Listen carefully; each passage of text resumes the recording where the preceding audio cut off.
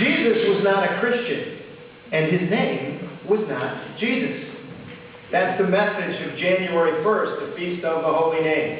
8 days after Christmas, January 1st comes, and Jewish law calls for all male babies to be circumcised and named 8 days after their birth. Mary and Joseph were observant Jews. They made sure their baby boy was marked by Jewish law in this way. That's what the Feast of the Holy Name on January 1st is all about. Jesus was not a Christian, and his name was not Jesus. The name Jesus is actually the Latin translation of the Greek name for Jesus, but the language of the Jews at that time and place was not Latin or Greek. It was a form of Hebrew called Aramaic. And the name of the little baby boy born in the manger at Christmas was, in his own language, Yeshua. It's the same as Joshua in our Old Testament. His name was not Jesus, really. It was Yeshua, or Joshua. And he was not a Christian. Luke the evangelist wrote that Yeshua was circumcised and named on the 8th day of his life. Luke wanted his readers to know right from the start that this baby boy was a Jew, and he would stay that way. Jesus, Joshua, Yeshua was not Christian, he was Jewish. And he remained faithful to Judaism all through his life and through his death.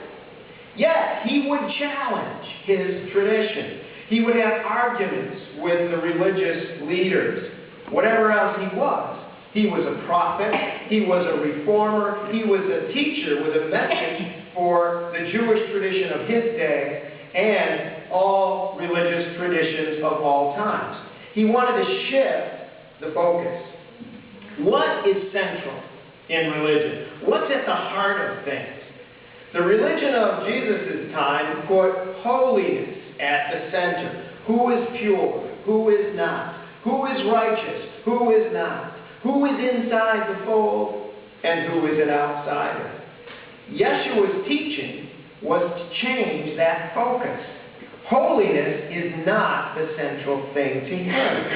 Instead, compassion is at the heart.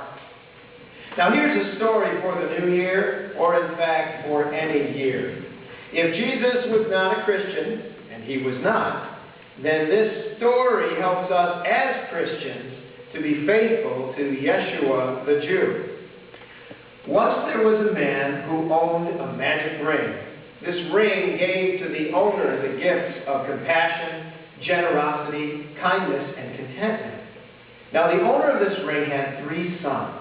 And each of the sons asked the father that he would be the one to inherit the ring.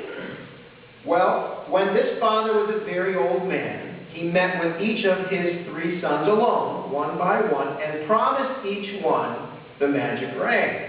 But without telling them, he called for the finest jeweler in the land. And he commissioned this jeweler to make 2 exact copies of this ring. The other 2 rings looked just like the original magic ring, but they were copies. Well, when the father died, each of the 3 sons received one of the rings. But very soon, of course, they discovered there were 3 rings, not one. They didn't know which of the 3 was the magic ring. So they visited a very wise rabbi, and they asked him to help them decide which of the 3 rings was the magic one. The rabbi listened to their story and examined each of the 3 rings closely, and he saw they looked exactly the same. So the rabbi said, "We don't have to decide. We will just watch your lives, and when we see the gift of compassion, generosity, kindness, and contentment in one of you, we'll know which ring is the real one." Now really, that is a story about religion. The rings represent the religions of the world. And when the members of a religion fail to show compassion or generosity or kindness or contentment, it shows that their religion is not a gift from God.